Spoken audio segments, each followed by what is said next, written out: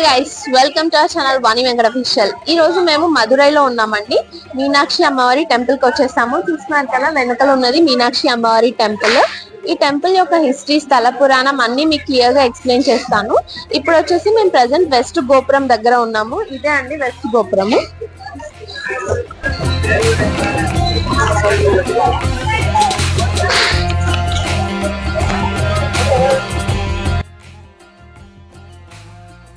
యాక్చువల్గా మేము తీసుకున్న హోటల్ నుంచి మేము ఆటోలో వెళ్ళామండి. ఎందుకంటే మాకు తెలియదు కదా, లైక్ టెంపుల్ దగ్గర కార్ పార్కింగ్ అనేది ఎక్కడ ఉంటుంది, మళ్ళీ ఆ రష్లో పార్క్ చేసుకొని దర్శనానికి వెళ్ళడం ఇబ్బంది కాబట్టి మేము హోటల్ నుంచి ఆటోలో వెళ్ళాము. అప్రాక్సిమేట్గా 15 minutes పట్టింది మాకు. మనకి టెంపుల్ దగ్గర పూల స్టాల్స్, తర్వాత టెంకాయలు అన్నీ మనకి పూజకు కావాల్సిన సామాన్ అన్ని లభిస్తుందండి. మనం కావాలనుకుంటే తీసుకోవచ్చు. ఇక్కడ మీరు చూస్తున్నదే అండి టెంపుల్. ఇది వచ్చేసి వెస్ట్ గోపురము. మనకి ఇక్కడ టెంపుల్ దగ్గర మొత్తము 5 ప్రవేశ ద్వారాలు ఉన్నాయండి. అందులో 4 రాజగోపురాలు. మనకి ప్రతి రాజగోపురం దగ్గర లాకర్స్ అనేవి అవైలబుల్గా ఉన్నాయండి. అంటే మనం ఏ ఎంట్రీ పాయింట్ నుంచి వెళ్తామో తెలియదు కదా, సో ప్రతి గోపురం దగ్గర, రాజగోపురం దగ్గర మనకి లాకర్స్ అనేవి అవైలబుల్గా ఉన్నాయి. మనకి మీనాక్షి అమ్మవారి టెంపుల్ లోపల మొబైల్స్, తర్వాత లగేజ్ స్ట్రిక్ట్లీ నాట్ అలౌడ్ అండి. ప్రతి రాజగోపురం దగ్గర లాకర్స్ ఉంటాయని చెప్పాను కదా, మొబైల్స్కి సపరేట్ లాకర్స్ ఉంటాయి, లగేజ్కి సపరేట్ లాకర్స్ ఉంటాయి. సో మీరు దాంట్లో డిపాజిట్ చేసి దర్శనానికి వెళ్ళాల్సి ఉంటుంది. ఇక్కడ మదురైలో టెంపుల్లో మనకి మీనాక్షి అమ్మవారు మరియు సుందరేశ్వర స్వామి వారు ఉంటారు. ఫస్ట్ మనం మీనాక్షి అమ్మవారి దర్శనం చేసుకున్న తర్వాత సుందరేశ్వర స్వామిని దర్శనం చేసుకోవాల్సి ఉంటుంది. ఇక్కడ మీరు చూస్తున్నది వచ్చేసి వెస్ట్ గోపురం అండి. యాక్చువల్గా మేము మిగతా 3 గోపురాలు కూడా మీకు చూపిస్తామండి. అంటే మేము చుట్టూ తిరిగామన్నమాట, కవర్ చేసాము మిగతా 3 గోపురాలు కూడా. మనకు ఇక్కడ టెంపుల్ లోపల మొబైల్ అనేది నాట్ అలౌడ్ అండి. సో మనం క్యాప్చర్ చేయలేము. ఏంటి చూడ్డానికి అసలు ఈ ఆర్కిటెక్చర్ కళ్ళు చాలా అండి, అంత అద్భుతంగా ఉంటుంది. ఎంత అమోఘమైన ఆర్కిటెక్చర్ అంటే అది వర్ణనాతీతం, మాటల్లో చెప్పలేము. ఆ పెయింటింగ్స్ కానీ అవి చాలా అద్భుతంగా ఉంటాయి. ఈ టెంపుల్లో మరో ప్రత్యేకత వచ్చేసి కోనేరు అండి. కోనేరుని స్వర్ణ కమల తటకం అని అంటారు.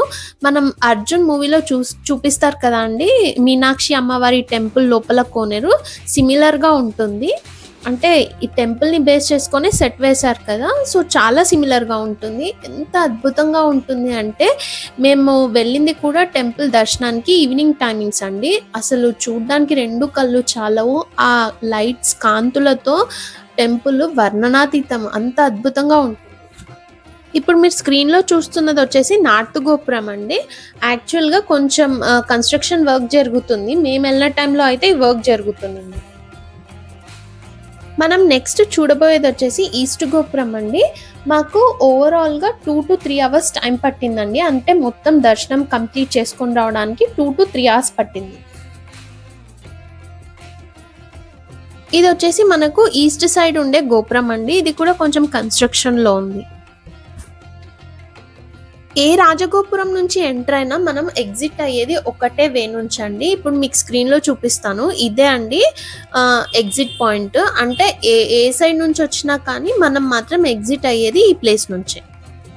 యాక్చువల్గా ఈ ఎగ్జిట్ పాయింట్ దగ్గర మనకి సీలింగ్ పెయింటింగ్స్ అనేవి చాలా అద్భుతంగా ఉంటాయండి. అంటే మెయిన్గా టెంపుల్ లోపలికి కెమెరా అలో లేదు కాబట్టి ప్రతి ఒక్కరూ ఇంకా ఈ ఎగ్జిట్ పాయింట్ దగ్గర నుంచే పిక్స్ అనేవి తీసుకుంటారు. ఇక్కడ మాత్రం పెయింటింగ్స్ అసలు చాలా అంటే చాలా అద్భుతంగా ఉన్నాయి. ఇది వచ్చేసి మనకి సౌత్ గోపురం అండి. చాలా పెద్దగా ఉంటుంది. దీనిపైన అయితే శిల్పకళా సంపద అపురూపం అండి. అమోఘమైన శిల్పకళా సంపద ఉంటుంది. అంటే ఆ కాలంలో ఆర్కిటెక్చర్ అనేది ఎంత అడ్వాన్స్డ్గా ఉంది అనేది దీన్ని చూసి చెప్పచ్చు. ఇప్పుడు ఈ ఆలయం యొక్క స్థల పురాణం తెలుసుకుందాం. మదురై పాలకుడైన మలయధ్వజ పాండ్య చేసిన ఘోర తపస్సుకు మెచ్చి పార్వతీదేవి చిన్న పాపగా భూమిపైకి వస్తుంది. అమ్మవారు పెరిగి పెద్దదై ఈ నగరాన్ని పాలించసాగింది. ఆమెను పెళ్లాడడానికి శివుడు సుందరేశ్వర స్వామిగా అవతరిస్తారు. విష్ణుమూర్తి తన చెల్లి పెళ్లి జరిపించడానికి వైకుంఠం నుండి బయలుదేరుతారు. కానీ సమయానికి ఇక్కడికి చేరుకోలేకపోతారు. అప్పుడు స్థానిక దేవుడైన పవలెక్కని వాయి వీరి వివాహాన్ని జరిపిస్తారు. వీరి వివాహాన్ని ప్రతి ఏటా ఇక్కడ చితిరై పండుగగా జరుపుకుంటారు. వివాహం తరువాత శివపార్వతులు చాలా ఏళ్ళు మదురై నగరాన్ని పరిపాలించారు. తర్వాత వీరు ఇక్కడే కొలువై ఉన్నారు అనేసి పురాణాలు చెబుతున్నాయి. భారతదేశంలో ఉన్న అతి పురాతనమైన నగరాల్లో మదురై కూడా ఒకటండి. మనకు 2500 సంవత్సరాల క్రితమే ఇక్కడ అమ్మవారి టెంపుల్ ఉందని చెప్పేసి ఆధారాలు చెబుతున్నాయి. మేము టెంపుల్లో చాలా టైం స్పెండ్ చేసామండి. అంటే ఈ వాతావరణము, ఆ మధ్యలో కోనేరు, ఆ లైట్స్ చాలా అద్భుతంగా ఉంటాయండి. ఇంకా మేము దర్శనం తర్వాత టెంపుల్కి ఎదురుగానే ఒక జ్యూస్ సెంటర్లో మాకు జిగర్ తాండా దొరికిందండి. యాక్చువల్గా జిగర్ తాండా వచ్చేసి మదురైలో ఫేమస్ అన్నమాట. సో మేము కూడా జిగర్ తాండా టేస్ట్ చేసాము. ఇక్కడ కనిపిస్తుంది కదా అండి, ఇదే జిగర్ తాండా.